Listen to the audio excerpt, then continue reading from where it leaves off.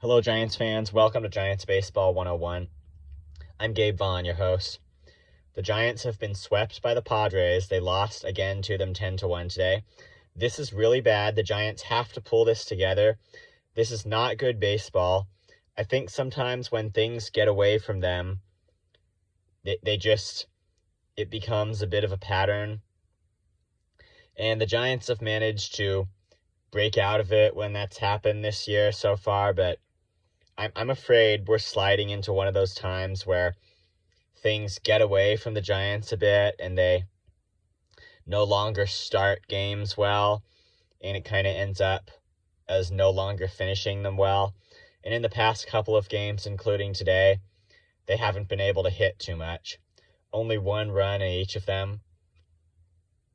They were hitting really well before that. I think, though, when the offense cools, that's how they can kind of lose some games. And then when it's either a bad day for the pitchers, and I mentioned earlier today, yesterday's game, it wasn't a bad day for Carlos Rodon. He just gave up a couple of runs. But today, Alex Wood gave up 5 runs in only 3 innings of work. And I mean, we need to, I'm just going to say this in a sentence. We need to be able to expect better from Alex Wood. The Giants signed him to play for them 2 years and get $25 million over that period of time. That's what they're paying him to play for the team. And while we certainly understand players have slumps, I just think the best thing for the Giants is if we could at least expect him to be consistently good, because he needs to be, and he wasn't today. Now, I think the Padres scored far more runs than they needed to win anyway. Of course, neither team would have used, obviously, their highest leverage relievers in this game. No, not at all. But the Giants bullpen, I haven't studied the Padres, but the Giants bullpen, it is all supposed to be good. But, I mean, Zach Littell continued his struggles by giving up 3 runs today. He has, of late, been coming into losing games and giving up more runs to help make it a big blowout.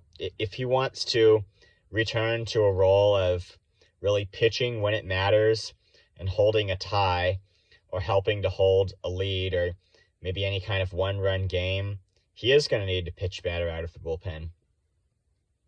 So this just went wrong, and then in the 8th inning, behind 10-1, the Giants brought in Luis Gonzalez.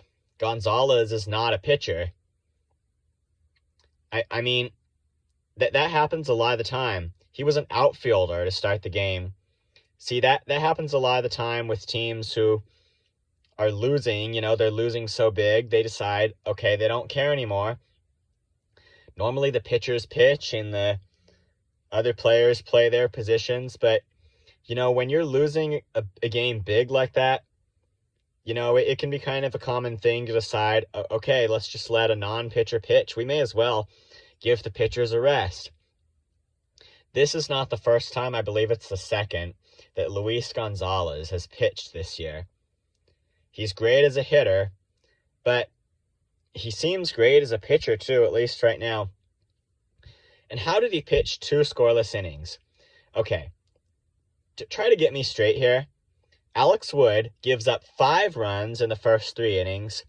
John Brebbia gives up 1 run. Then Zach Littell gives up 3 runs.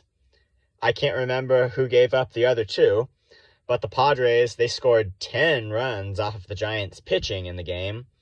So the pitchers definitely didn't get it done.